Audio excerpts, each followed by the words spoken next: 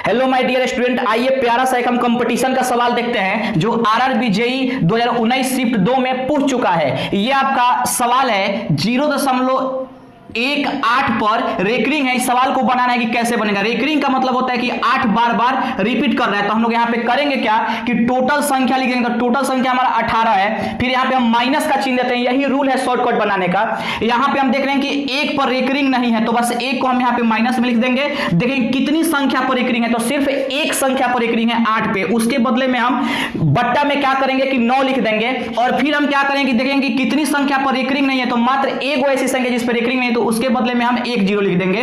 यहां पे इसको हम घटा देंगे तो 18 में से 1 जाएगा तो हमारा 17 हो जाएगा और बट्टा में हमारा 90। यही आंसर हो जाएगा ऑप्शन नंबर बी। मैं आशा करता हूं कि ये सवाल आप लोगों को समझ में आई होगी। आइए तो ये नीचे वाले सवाल को बनाएं और सही सही एग्जाम में आ जाए तो कंफ्यूज कर देगा कि कैसे बनेगा। ठीक है, हम यहां पे देख रहे हैं कि 19 + 2 का आधा कितना होगा। हम लोग को जानना है कि 19 + 2 का आधा, तो 19 + 2 का माने होता है गुना और आधा यानी कि होता है 1/2। तो 2 से 2 हमारा कट गया, यहां पे बचा 19। यहां पे जब 2 से 2 कट के 1 हो गया, 1 में 1 से गुना किया तो हमारा 1 हो गया और 19 और 1 जोड़े तो हमारा 20 हो गया। देखिए है ना कंफ्यूज करने वाला सवाल। यहां पे आपका आंसर हो जाएगा 20। इसी प्रकार हमारा ये दूसरा सवाल है कि 9 + 2 का आधा कितना होगा। तो आप लोग इसका सही सवाल ये है कि 5 का पावर 22 + 5 का पावर 22 + 5 का पावर 22 + 5 का पावर 22 + 5 का पावर 22 क्या होगा। तो इसमें वो कुछ नहीं गिना, देख लेंगे 1 2 3 4 5 तो 5 है तो हम यहां पे लिख दिए और पावर कितना है तो 22, बस 1 बढ़ा देना है 5 के पावर 23 से ही हमारा आंसर हो गया। इसी प्रकार हम देख सकते हैं यहाँ पे 1 2 3 4 5 6 7 है तो 7 हो गया और 7 का पावर कितना है तो 55, तो बस हम यहाँ पे पावर बढ़ा देंगे 7 का पावर 56, यही हमारा आंसर हो गया। मैं आशा करता हूं कि ये सवाल आप लोगों को समझ में आई होगी। अगर आई है तो ये नीचे वाला सवाल को बनाए। और मेरे जो भी छात्र कंपटीशन की तैयारी करते हैं और खास करके रेलवे की, तो आइए कि हम प्यारा सा सवाल देखते हैं जो आरआरबी ग्रुप डी में 31/10/2018 शिफ्ट 2 में पूछ चुका है। सवाल है कि यदि √50 + √128 = √n तो n का मान क्या होगा। तो हमारा देखते हैं यहाँ पे, तो यहाँ पे आपका √50 और प्लस यहाँ पे है √128 बराबर में है आपका √n। यहाँ पे हमको n का मान निकाल देना है। तो इस हम 50 को क्या लिख सकते हैं, तो इस 50 को लिख सकते हैं 25 × 2 तो फिर 50 हो जाएगा। प्लस है तो प्लस, इसको लिख सकते हैं हम 64 × 2 तो 64 में 2 से गुना करेंगे तो हमारा हो जाएगा 128 और यहाँ पे √n है। 25 का वर्गमूल 5 होता है, सब किसी को पता है। यहाँ पे रूट में 2 हो जाएगा क्योंकि इसका वर्गमूल कुछ नहीं निकलेगा। 64 का होता है 8 और 2 अंदर ही रह जाएगा रूट के, चूंकि इसका वर्गमूल नहीं होता है। यहाँ पे हो गया आपका √n।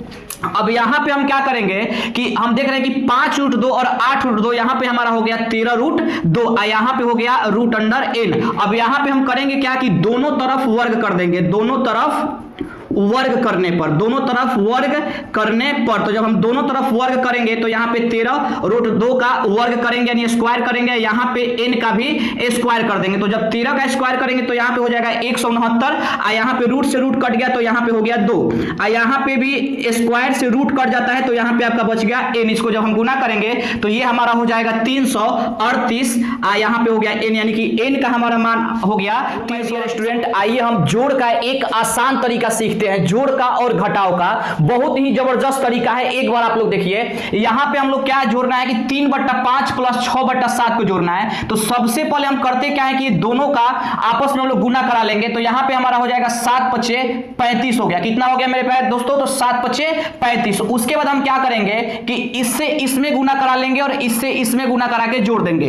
तो 7 3 का कितना हो गया 21 प्लस 6 5 कितना हो गया 30। अब बस ये दोनों को जोड़ेंगे तो 30 और 21 को जोड़ेंगे तो हमारा हो गया 51 और बट्टा में हो जाएगा 35, यही हमारा आंसर हो गया।